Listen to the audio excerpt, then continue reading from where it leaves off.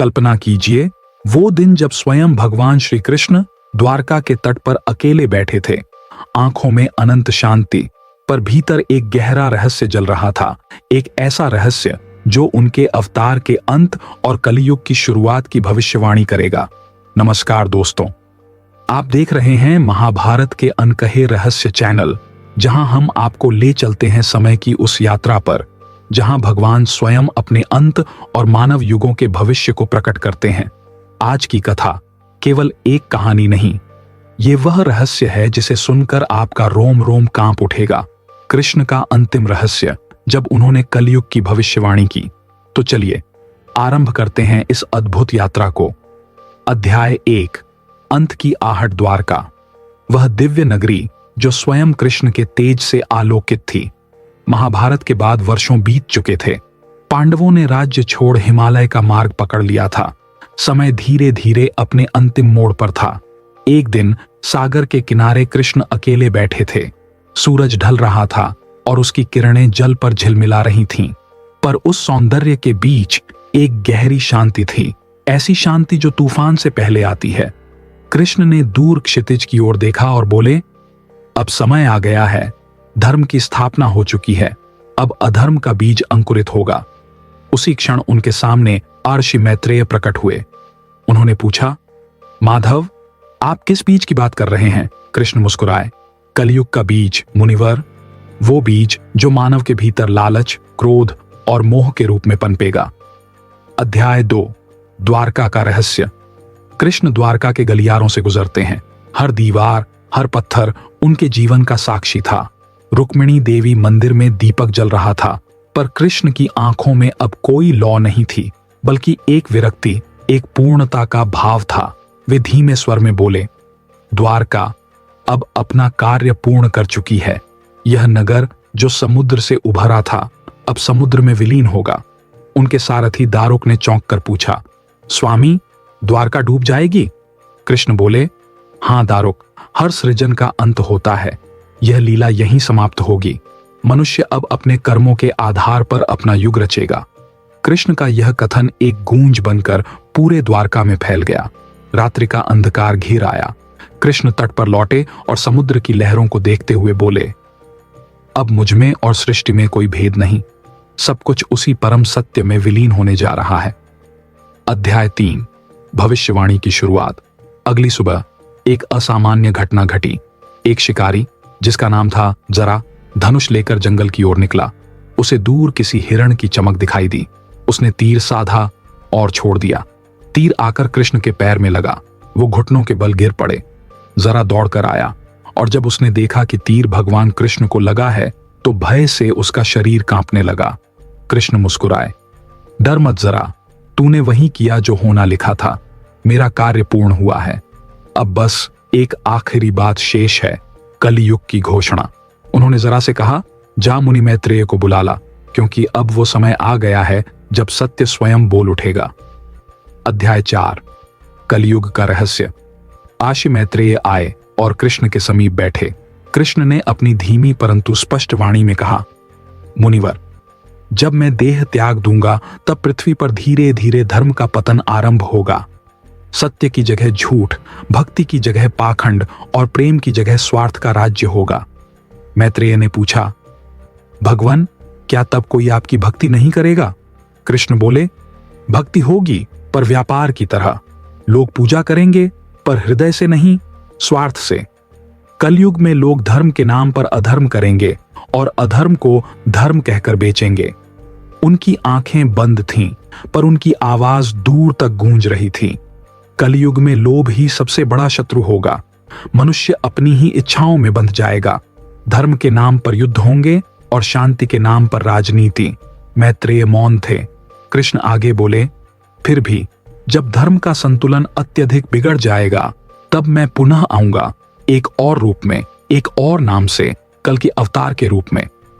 अध्याय 5, आत्मा का विलय। कृष्ण ने समुद्र की ओर देखा। अब लहरें उग्र हो चुकी थीं।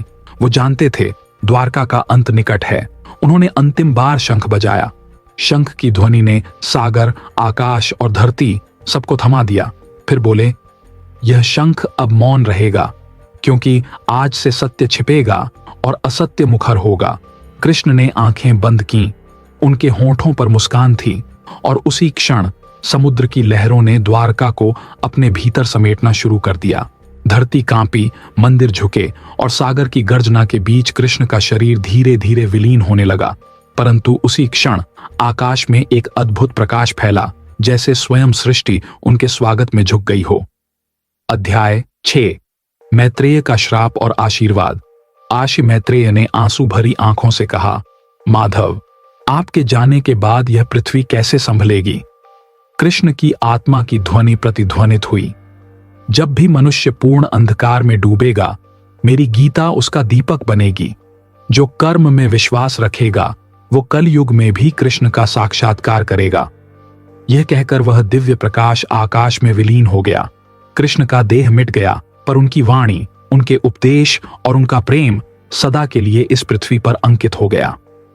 अध्याय 7। कलयुग की भविष्यवाणी का विस्तार।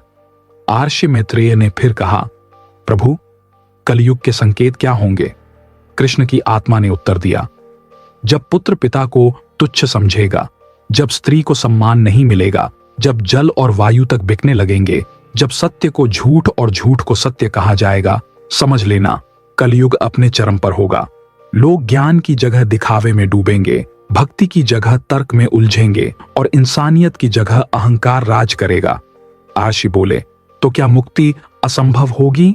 कृष्ण की आवाज आई, नहीं मुनिवर, जिसने अपने भीतर सच्चाई, प्रेम और दया जगा ली, वह कलयुग में भी मुंह तक पहुंच जाएगा, क्योंकि भगवान मंदिरों में नहीं, मनुष्य के हृदय में वास करते हैं। अध्याय 8। द्वारका का डूबना। अगले कुछ दिनों में समुद्र ने द्वारका को अपने भीतर समा लिया। हर मंदिर, हर महल, हर सड़क लहरों में खो गई। लोग दूर खड़े रोते रहे, पर कृष्ण के वचन उनके कानों में गूंजते रहे, मत रो, यह अंत नहीं, एक नई शुरुआत है। जहां धर्म मरेगा, वहां से सत्य पुनः जन्म लेगा। इस प्रकार भगवान श्री कृष्ण ने अपने अवतार का समापन किया, परंतु उनका दिया गया संदेश आज भी जीवित है। हर बार जब मानवता डगमगाती है, कृष्ण की वाणी हमें संभाल लेती है।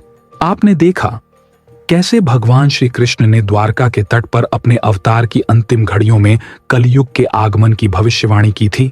अब जानिए वो क्या कहा था उन्होंने उस युग के बारे में जिसमें आज हम जी रहे हैं। अध्याय 9। कलयुग की भविष्यवाणी का विस्तार।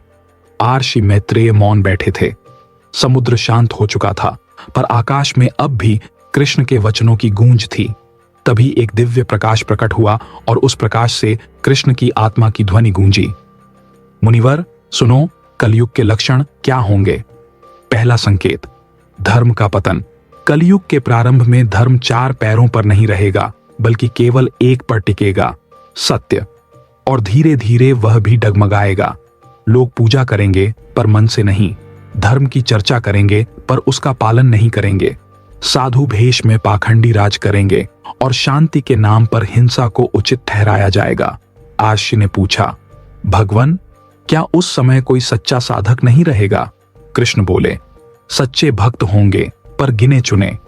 वे अकेले होंगे पर उनके हृदय में मेरा प्रकाश जगेगा और वही कलयुग में आशा की ज्योति बनेंगे। दूसरा संकेत, धन का मोह। कलयुग में धन ही नया धर्म होगा। लोग धन के लिए अपने रिश्ते, अपनी आत्मा तक बेच देंगे। पुत्र पिता का अपमान करेगा, भाई भाई से ईर्ष्या करेगा और लोग अपने लाभ के लिए किसी का भी नुकसान करने में संकोच नहीं करेंगे। जो गरीब होगा उसे अपमान मिलेगा और जो धनवान होगा वही सत्य कहलाएगा। कृष्ण की वाणी गंभीर थी। आर्षि मैत्रेय ने सिर झुका लिया। तीसरा संकेत, अन्याय का युग। कलयुग में न्याय बिकेगा, अदालतें होंगी पर सत्य को खरीदा जाएगा। राजा होंगे पर प्रजा के हित में नहीं, अपने स्वार्थ में शासन करेंगे। और जब धर्म के रक्षक ही अन्याय करने लगेंगे, तब समाज धीरे धीरे आत्मविनाश की ओर बढ़ेगा। चौथा संकेत, प्रकृति का क्रोध। जब मनुष्य अपने स्वार्थ में प्रकृति से छेड़छाड़ करेगा, तब जल, वायु और भूमि सब दूषित हो जाएंगे। नदियां सूखेंगी, वर्षा अनियमित होगी और पृथ्वी अपने क्रोध से मनुष्य को चेतावनी देगी। भूकंप, बाढ़, अग्नि सब उसी के परिणाम होंगे। आर्षि ने कहा, प्रभु, तब मनुष्य क्या करेगा?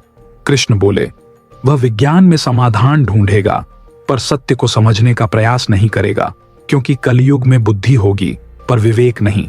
5वां संकेत, प्रेम का अंत। जब प्रेम को दिखावे में बदला जाएगा तब कलयुग अपने चरम पर होगा। लोग प्रेम का प्रदर्शन करेंगे पर सच्चा स्नेह लुप्त हो जाएगा। रिश्ते दिखावे पर टिकेंगे और विवाह एक लेन देन बन जाएगा। कृष्ण की वाणी धीमी पड़ गई। उन्होंने कहा, पर एक बात याद रखना, जहां एक भी सच्चा प्रेम रहेगा वहां मेरा वास रहेगा, क्योंकि मैं प्रेम का ही रूप हूं। अध्याय 10। कलयुग के अंतिम दिन आशी ने पूछा, प्रभु, जब कलयुग अपने अंत पर पहुंचेगा तब क्या होगा? कृष्ण बोले, जब अधर्म इतना बढ़ जाएगा कि पृथ्वी उसका भार नहीं सह पाएगी, तब विष्णु का कल के अवतार जन्म लेगा। वह अश्व पर सवार होकर अपने हाथ में तलवार लिए अधर्म का विनाश करेगा और पुनः धर्म की स्थापना करेगा। पर उस समय तक मानव जाति अनेक आपदाओं से गुजरेगी। युद्ध, महामारी, भूख और भय। लोग मानवता को भूल जाएंगे। अर्षि बोले, तो क्या कोई आशा नहीं? कृष्ण मुस्कुराए, आशा सदा रहेगी, क्योंकि अंधकार कितना भी गहरा क्यों न हो, एक दीपक पर्याप्त होता है। अध्याय 11।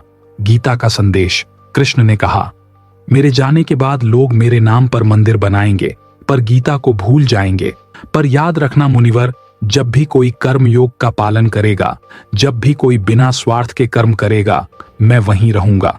जो कर्म में शुद्ध रहेगा वही इस युग में भी मोक्ष पाएगा। मंदिरों में नहीं, कर्म में मेरा साक्षात्कार होगा। अध्याय 12। आखिरी संवाद। आशी मैत्रेय ने आंखें बंद की और कहा, प्रभु, आपकी लीला अनंत है, पर क्या मनुष्य कभी समझ पाएगा कि आप कौन हैं? कृष्ण की आत्मा हंसी, जब तक मनुष्य मुझ में नहीं, अपने भीतर नहीं झांकेगा, तब तक नहीं समझ पाएगा। जब वो अपने भीतर के कृष्ण को पहचानेगा तभी कलयुग से मुक्ति पाएगा। अध्याय 13।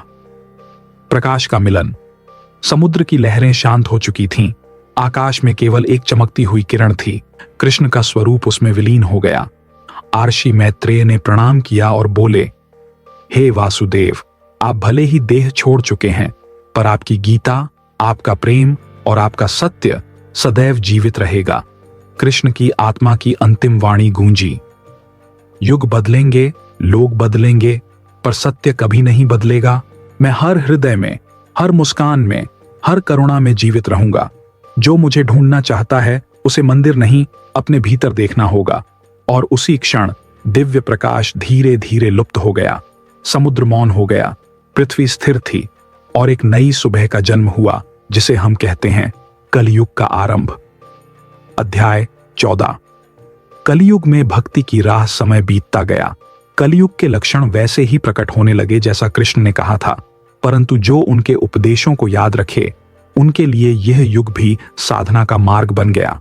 कृष्ण की वाणी गूंजी, जो व्यक्ति अपने कर्म को पूजा समझता है, जो हर जीव में ईश्वर को देखता है, वही कलयुग में भी शुद्ध रहेगा।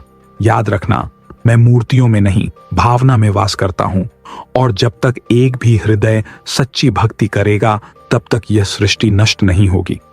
अध्याय 15। कृष्ण का अंतिम संदेश। कलयुग में जो सबसे बड़ा युद्ध होगा वह बाहरी नहीं, भीतर का होगा। लोभ, क्रोध, अहंकार और मोह, यही कलयुग के असली राक्षस हैं। जो इनसे जीत जाएगा वही मुक्त कहलाएगा। कृष्ण की आवाज अंततः शांत हो गई, पर उनकी बातें आशी मैत्रेय के हृदय में गूंजती रहीं। वो जानते थे यह केवल एक कथा नहीं, बल्कि आने वाले युग का सत्य था। अध्याय 16। एक नई शुरुआत। सदियां बीती। द्वारका समुद्र में डूब गई, पर उसका नाम अमर रहा। मनुष्य ने विज्ञान रचा, नगर बसाए, पर जब जब अंधकार बढ़ा, कृष्ण की गीता ने प्रकाश दिया। कृष्ण के वचन समय से परे हैं, क्योंकि हर युग में, हर युगीन संकट में उनकी आवाज एक ही बात कहती है, कर्म करो, फल की चिंता मत करो। कृष्ण का यह अंतिम रहस्य हमें यह सिखाता है, अंत कभी अंत नहीं होता। हर अंत एक नई शुरुआत का संकेत होता है। और जब भी मनुष्य अपने भीतर की सत्य की ज्योति बुझने लगे तो उसे गीता के शब्द याद रखने चाहिए, जो हुआ अच्छे के लिए हुआ, जो हो रहा है अच्छे के लिए हो रहा है। अगर इस कथा ने आपके मन को छुआ हो तो इसे लाइक करें, शेयर करें और कमेंट में जय श्री कृष्ण लिखकर अपनी भक्ति व्यक्त करें। और अगर आप ऐसे ही महाभारत और श्री कृष्ण के अनसुने रहस्यों को सुनना चाहते हैं तो चैनल को सब्सक्राइब करें और घंटी का निशान दबाएं ताकि अगला रहस्य सबसे पहले आप तक पहुंचे। क्योंकि याद रखिए, युग बदलते हैं पर सत्य नहीं, और सत्य वही है, कृष्ण।